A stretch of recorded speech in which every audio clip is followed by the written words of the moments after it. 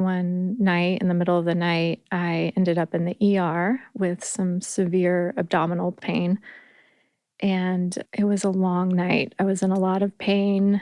They weren't sure what was going on. My abdomen was filling up apparently with blood, which we realized as I was getting an ultrasound. And during that ultrasound, the ER doctor, burst into the room and said, "Mrs. Gowdy, you're pregnant. I think you're having an ectopic pregnancy." So, in one sentence, in the middle of the night, in a dark hospital room, I hear, "You're pregnant and you're going to lose your baby and possibly your own life." Give me Jesus. Give me Jesus. You can have all this world, but give me Jesus.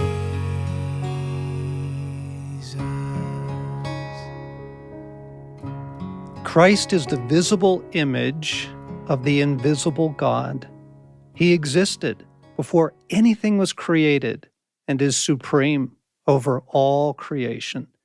For through him, God created everything in the heavenly realms and on earth. He made the things we can see and the things we can't see, such as thrones, kingdoms, rulers, and authorities in the unseen world. Everything was created through him and for him. Jesus existed before anything else, and he holds all creation together. Christ is also the head of the church, which is his body. He is the beginning, supreme over all who rise from the dead. So he is first in everything. For God, in all his fullness, was pleased to live in Jesus. Welcome back, listening friends, to episode 3 in our Jesus Stories series. And again, thanks to Fernando Ortega and that beautiful version of the old hymn, Give Me Jesus. With me this week, instead of going outside, I went and found my friends in the building. John Dale on our team, Jamie, Sue, welcome to the podcast. Thanks, John. Thank you. Good to have you guys here today. We're just telling Jesus stories, wanting to encourage and inspire and maybe invite people into some new ways of, oh gosh, I would love to hear from God, or I'd love a note like that, or so there's a variety of stories over the course of weeks. I think somebody's story is going to stand out for each person listening and going, oh, that's me. That's for me. I need that from God. So I know you well, and I know your rich life with God. However, as you're driving in this morning, knowing, oh gosh, I'm going to be in this podcast studio telling Jesus stories, what are you feeling? Exactly that. Oh gosh, what am I going to say? Should I have prepared more? Do I need to figure something out? Right? Yeah. Right? I mean, I'm literally driving in going, I have no Jesus stories. Right. Do I even know Jesus? Yeah.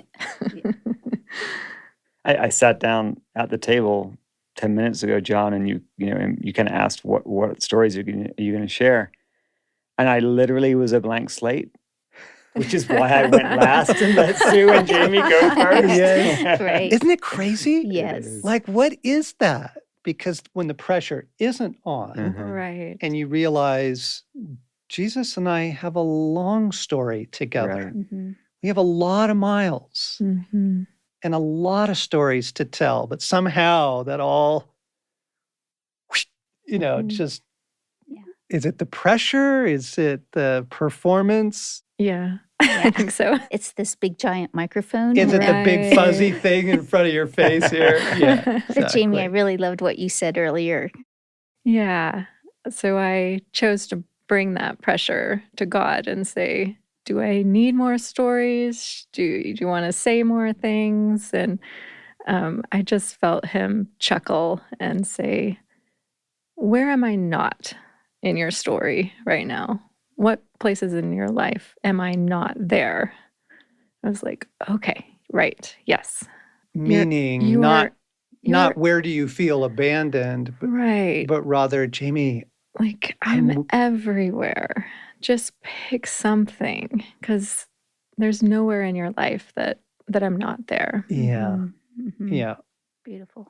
I was saying in the first episode, I love hanging around with Jesus people. Mm. I just love it. They're my favorite people. And just coffee, dinner, conversation, walks. And the conversation is usually something like, so how are you? But what it means is, What's God up to? yeah, what's God up to? And Yeah. it's like, it's right there. It doesn't take a lot to find Jesus in our lives Mhm. when we have the heart space to do it, right? Mhm. Mhm. Okay, so we're going to tell some more stories this week. And I want to start actually with an exercise that we did as a staff because it triggered something for you, John. Let's see, back in the fall of last year, we had a vision kind of day together, right? And one of the exercises we did was tapping into, how are you? 2020 has been rough, global trauma, etc. How's your concentration? How's your mental focus? How's your hope? And we kind of did a variety of things. And it was pretty revealing of how tapped out we were. And I think the big revelation question was when I asked about our reserves, right? And there was a pretty honest unanimity of not much left in the tank. Okay, so it was early this year that I circled back around, this time just by email, just kind of pinged the staff and said, okay, hey, let's do that again. It's been 3 months. How are you now? And here's some updated questions, that sort of thing. And John, that began a journey for you with Jesus. Yeah. So the part that John didn't know at the time was that literally the night before, I had sat down with Amy, my wife, and had a conversation where I basically confessed to her that I was not doing well, that I had had several months where I'd just been struggling emotionally. And she had strongly encouraged me that I should talk to a few of my close friends and to you, John. And the interesting thing was just telling her how I was doing, there was some measure of relief in that. Yes. And so I found myself the next morning, like really questioning whether I was actually getting better and did I need to talk to anyone? And certainly I didn't want to tell John, like, oh, hey, I'm the guy, I'm the man down on the team right now. And so I walk into my office literally the next morning and I open up my laptop and I have an email from you saying, how are you doing? Yeah. Hey, And everybody. it was literally like, it was as if God was there saying to me, tell John the truth. Okay. And I did. And I think you had asked us, hey, scale of 1 to 10. You were looking for like a number reply, and I wrote you a short novel. And that was the beginning of a journey of several months where I spent time with a counselor, and God has used it in remarkable ways. Like I am well now.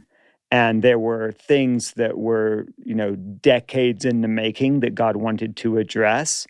And he, in part, used a simple question from you in an email to speak to me. Yeah. So, Okay. So how many times has a text, an email, a voicemail, right, triggered something in your life from Jesus, right? That just, so many. yeah, right? Hundreds in that. Yeah. We were talking with the winners last week about just the beauty of bringing your kids into this too, and Jesus showing up for your kids, seeing Jesus coming for your kids as well. Jamie, you've got a sweet story. Yeah. I think I think you have to have eyes to see where Jesus is showing up. And if you don't, you'll miss it. You'll miss that email was from God, checking in on your heart. So I've been trying to be more aware of the places where he is showing up that I might maybe miss. I had a really sweet moment a couple weeks ago. My son, who's really into soccer, he's 9 years old, had a soccer game that evening, and it threw our evening off a little bit. It was later, so dinner was later, homework was later, and getting to bed was later. So I was preparing for bed, brushing my teeth, that kind of stuff, while my husband Tyler was putting Sky to bed, laying down with him, tucking him in, trying to wind him down for the night. And I overhear Sky start asking Tyler questions about the soccer game. And my husband was also a soccer guy growing up, so he has the capacity to field these questions in a way that I do not. and I heard Sky say, like, "Dad, did you see when this happened? I did this, but I'm wondering if maybe I should have done this instead." And Tyler just entering into that story, not saying, "No, we're not going to talk about that now. It's bedtime." But no, like, "Oh yeah, when this happens, here's what I would do." And just fathering him. So I overhear this conversation, and then I hear Jesus say, "I'm right there. I'm in that room. I'm parenting Sky. I'm parenting him through Tyler's fathering." It was just a sweet moment that could have really just been blown off as life and our family life. And I loved that Jesus just kind of tapped me on the shoulder and said, "Listen in there, because I'm there right now." It was so sweet. Okay, confession. The book on parenting that I want to write is the book I can never write. And it's the book on parenting adult children. And the reason is you can't tell those stories. Like, those aren't my stories to tell. Right. And you can tell the soccer stories, and you can tell the Lego stories, and you can tell kind of like this, the young years feel like that's fairly safe material. But as your children become, grown-ups and adults in their own right, and their worlds and their lives, and I don't personally feel the permission to tell those stories. But as you're talking about Jesus saying, "I'm right there." Okay, so here's the confession. I woke up really early this morning, anxious about a set of decisions that one of our married children are going through right now. So all three sons are married. They've all got worlds, careers, And one couple is in the midst of some decisions that I don't agree with. But it's none of my business, frankly. Like, they have every right in the world to be making those decisions. I could be dead wrong, is the truth of it. But anyway, I woke up super anxious. And it took me a while to settle into prayer. It took me a while to begin to find God in it. And like, so Jamie, just to hear you say, like, Jesus, that's literally what he said this morning is, "I'm in this. I'm in this. I am with them. You don't see me right now because you don't trust me with them." And I'm like, "Yeah, oh yeah, totally busted. Yep, don't trust you with this. Therefore, I don't see you in it." Turn my heart towards him a little bit this morning. And this isn't a dramatic recovery. I'm about 50% there. But even 50% got me to, it's that I don't see you in it because I'm not looking for you in it. I'm already assuming you're not in it, right? And yeah, so thank you for that. And Subi, you've got a pretty big Jesus story going on in your life these days. I do. How do we even get into that story? How do we tell it? I think it's important at least to start thinking of the people listening of this has been a very long season. I don't know, years and years of years. A lifelong story, yes, practically. yes. Yeah. And like moments of not even asking for it anymore because I couldn't handle feeling like God's not answering me. Yeah. And The singleness, Yeah. the Yep. loneliness. The song that you're playing, when I am alone, Yeah. and so many years of being alone and feeling like it's all up to me. And I think in this last year and a half with COVID and everything and caring for my mom and it all feeling totally up to me, I was just worn out. Like I was at that place of, I don't know, I'm done. I'm tired trying to get out of doing Yep. stuff and like not loving where I'm living. I don't know. It's just, it felt pretty hopeless and a little despair seeping in. But I felt Jesus asked me this past summer very kindly, very gently, who do you want to trust? And he's like, you can trust yourself or you can trust me. And because I feel like in what I got trapped into doing is making the agreement is it was all up to me. My future, my mom living, period, Yep. like Yep. and I just finally said, okay, I'll trust you and put my house up for sale. Sold them one weekend. Like it just like something broke off. Like when I let go of the control, when I finally just was like, okay, I don't know how this is going to turn out, but I'm going to trust you. Sold my house. And then randomly, someone that I had kind of had a little secret crush on, God put me on his heart. And he is a widower that his wife had passed, I don't know, year and a half or so ago at that point, and it's been crazy good. I don't know. Yeah. So I know it's like it's such a great story. But Mel Burton's birthday party, he had contacted them and told the story of how God changed his heart because he was not going to marry again. He was happy with loving his wife, and she's in the kingdom. He's just waiting to join her. Yeah. And trying to live life in the meanwhile. And then change of heart happened in one evening. I don't know how much to go into. He's got a but Jesus story yes, to he tell. does. Like Yes, he does. Where he God does. comes to him. Right. Yeah, beautiful freedom of heart. Yeah. And he puts Released you him. Me specifically. on his heart. Yes. And then I was invited to Mel's birthday party and he was going to be there.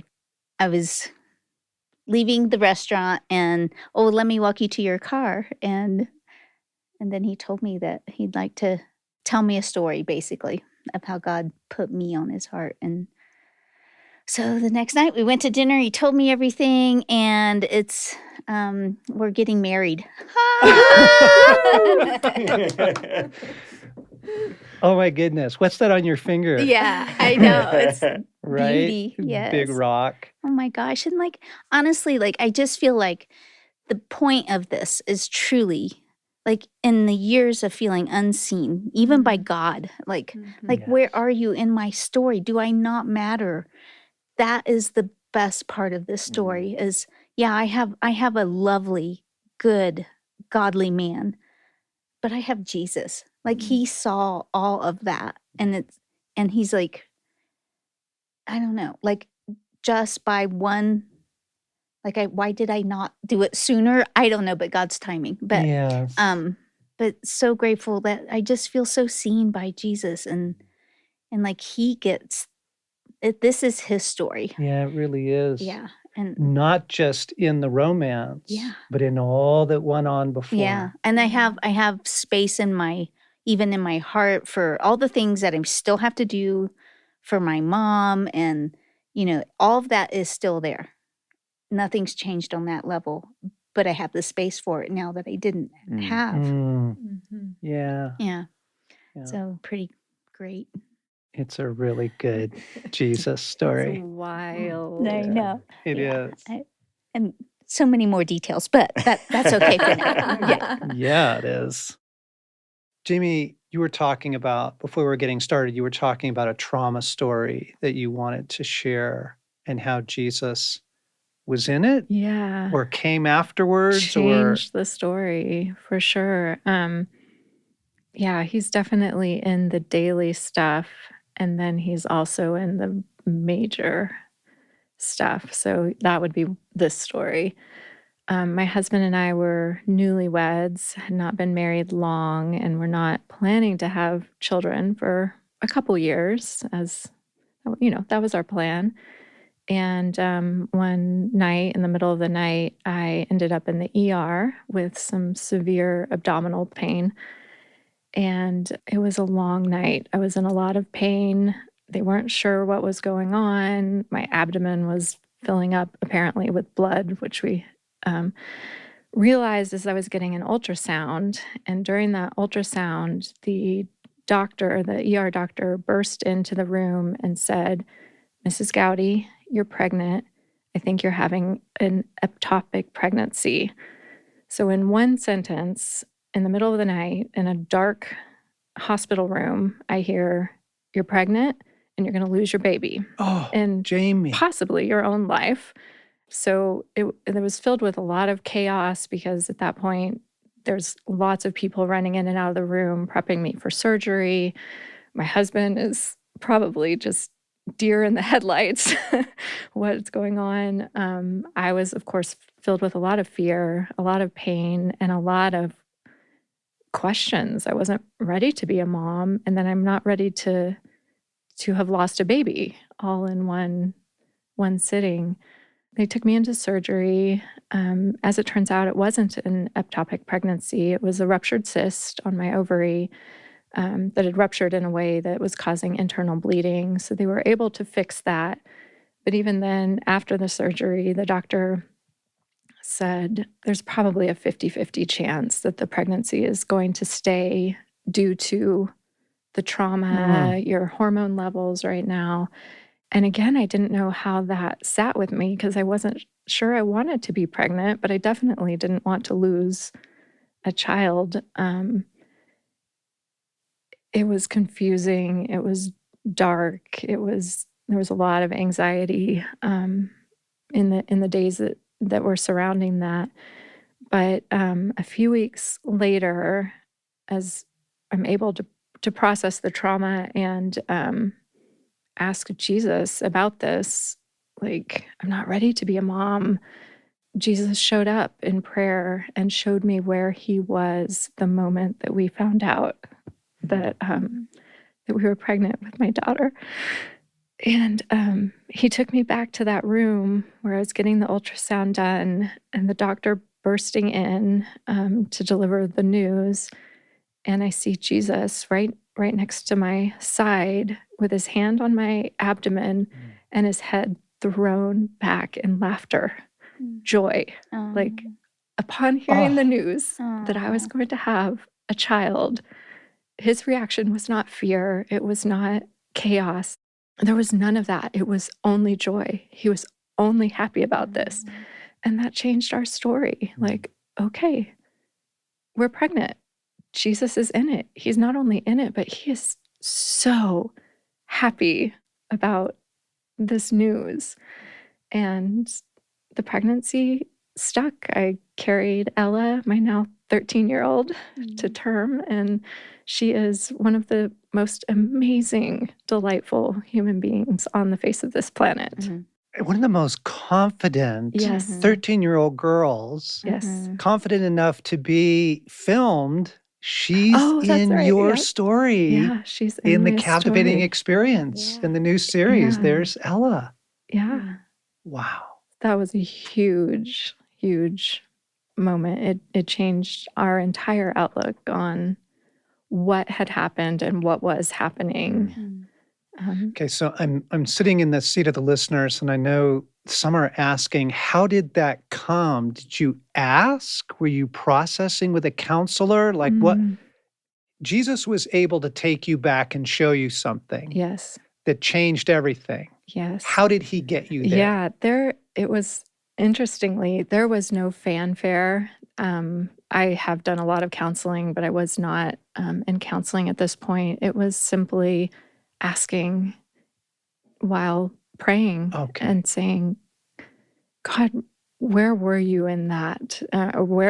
We were still in kind of the trauma of it, but where are you? What are your thoughts on this particular story? Yeah. Oh, here I am. Let me show you. Wow. I'm here laughing with delight at the news. Mm. Mm. I think everybody asks that question, Mm-hmm. right? We all have that, Sue, all those years of Jesus, where are you? Mhm. You're not answering my prayers. We all have that. But there's this other wonderful thing you're describing, Jamie, is the availability of Jesus Mhm. to answer Mm. Right. that, or if not answer it, because there were a lot of years right. you didn't feel Right. answered, Right. at least to meet you there, Mm. meet Right. us there, right? Mhm. In some very significant way, Yeah. Mhm. right? Yeah. John, can I share a story related to that? Yes. That just triggers. So this would have been last summer. So we're in the middle of COVID. I think for most people, a pretty crappy year Mhm. on a lot of levels. Universally, yeah, And pretty much. I was on a bike ride and had ridden way up on Rampart Range Road, and I'd taken my journal with me. And I was sitting down journaling, and I was kind of just venting to God in my journal about just the year, and literally I have in the front of my journal sort of goals and dreams for the year and words, and I was looking through it, and I was not all the stuff I was excited about for last year pretty much got canceled, right? Yeah. Trips, vacations, all these Yep. things. And here we are in summer, stuck, can't go anywhere. And so I'm sitting there venting, and I'm kind of like, God, do you have anything you want to say about this? And he's like, go back and look at your words for the year. And I go back and look at the word because I keep it in the front of my journal. I go back and look at it, and one of them was more than you can think or ask, and the other one was an expansion of boundaries. And I was like, exactly. That is my point, God. This whole thing, this whole year, none of that's happening. And I literally kind of wrote that in my journal. The next day, I am in the park in our neighborhood, and I bump into a friend of mine that I'm on a board with. And he comments to me, hey, John, you've been interested in the house that we're next to. I think the owners might sell it. And long story short, that opened up what was this incredibly fast journey of God, literally putting in our lap the specific home we have wanted for years. And I didn't realize it until I was going back through my journal months later that it was the day before that I had been venting to God. And God had said, literally, just go look at my words, more than you can think or ask, an expansion of boundaries. And so I think there are times when God says things to us in kindness that in the moment we just dismiss as, well, that can't be God because it doesn't measure up. And so for Yeah, me, doesn't fit. a journal of my conversations with God has just been a really, really helpful tool because it gives this perspective of time Yeah. that is so hard for us in the moment because we're so in the immediacy of things. And God, he just has a longer time horizon than we do. Yes. Oh my goodness. Yeah, because I think the temptation too is to think oh my gosh, Sue finally has met somebody. John gets his dream house, but it isn't always that way. Mhm. And there's a Right? huge story Yes, behind it. exactly. And Yeah. I can't wait till the day all of our story is revealed of Mhm. Yeah. that thing that you've prayed for, you've longed for, you've Yes. desired. God used all of that to Mhm. prepare me for this part of my story. Yes. It's not to say that we always get the happy ending necessarily. A lot of times we don't, right? Right. But Well, like what you were saying, your mom is still needing care and all of the heartache, your aging dog and all that. It's still real. Yeah. All that's still All of part. that is still hard and real. That's good. I love Jesus. Yeah. I love Jesus. I just love his way with us. And, the venting. I have been on that mountain venting to God. Yeah. Like I was just smiling as you were telling the story, going, yep, I know that physical place and I know that emotional place of Jesus. Where are you? Yeah. Come on. Right. And then keeping the heart open enough that he can answer. Yep. In the moment, perhaps, in a dream, a couple weeks later through a phone call from a friend, might be a staff email, but he will come. Yeah. He will come. Okay, so I've got just a light, fun story of God coming for my wife in a really simple way. My wife, Amy, is awesome, and she has exercise-induced asthma, which is a real bummer in our family because we're like the outdoor adventure. Let's go play. Go do fun stuff. And so for her, like she loves hiking and all that stuff, but it's really challenging for her because of her lungs. And so one of the things that we have been looking forward to as a family, especially this summer, is taking bike rides together. And so I decided that something that would help Amy is a pedal assist bike. Just something that gave a little extra help, so that she could keep up with us. You mean like an e-bike? Yeah. Okay.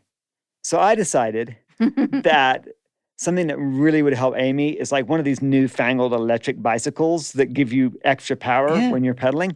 And so I took Amy to this bike store down the street from us, and she tried one of these big beach cruisers, which is what she thought she liked. And it was kind of big and heavy, and she felt kind of out of control, and she didn't like it. And the guy at the store was like, why don't you try this other smaller bike we have? And it was kind of like fat, knobby tires, and it was cute, and she wouldn't try it. And so I'm like, well, I'll give it a try. And so I tried it, and I was like, this is super fun. I was like, Amy, you should really try this.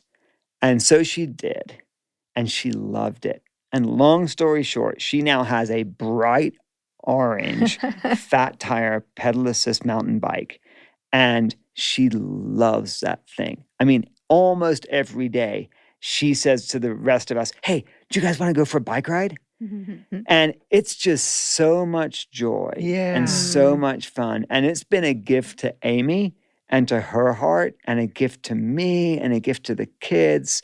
And it's just got Jesus all over it because we were like this close, and I'm holding my fingers about a centimeter apart, this close to walking out of that store with her saying, I can't use one of these bikes. But there was just something of Jesus prompting of like, no, give it a try. And so, it's just fun. Yes. And I'm sure we're going to head out for a bike ride this evening. Yeah. I love that. I love that. Soccer games and bicycles and ER trauma and wedding plans. And Jesus is in it all. Parenting and fears and all of it.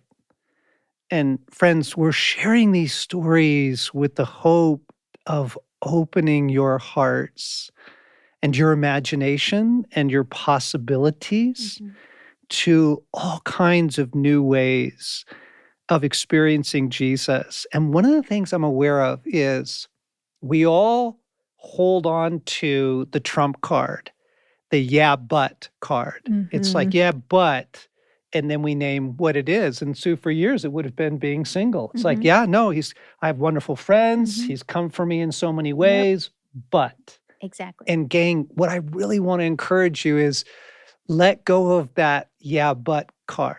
So maybe it isn't right now the relationship. Maybe it isn't your child coming back to Christ. Like that one thing, don't let that be the thing that stops all of the other Yes. potential encounters with Jesus, words of love, affection, support, encouragement, joyful things like bicycles that like, you know how we do that? Like we say, it's got to be this one thing. This is the answer to prayer I'm asking for. Otherwise, I'm not talking to you, God.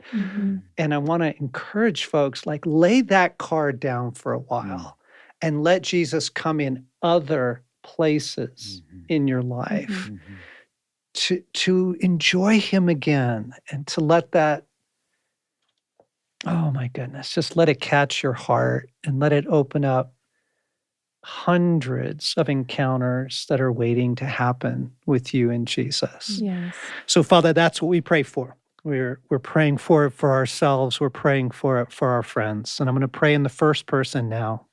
Jesus, okay. I want more of you. I want to hear you. I want to see you. I invite you in. I surrender my trump cards of insisting of the places that you get to show up.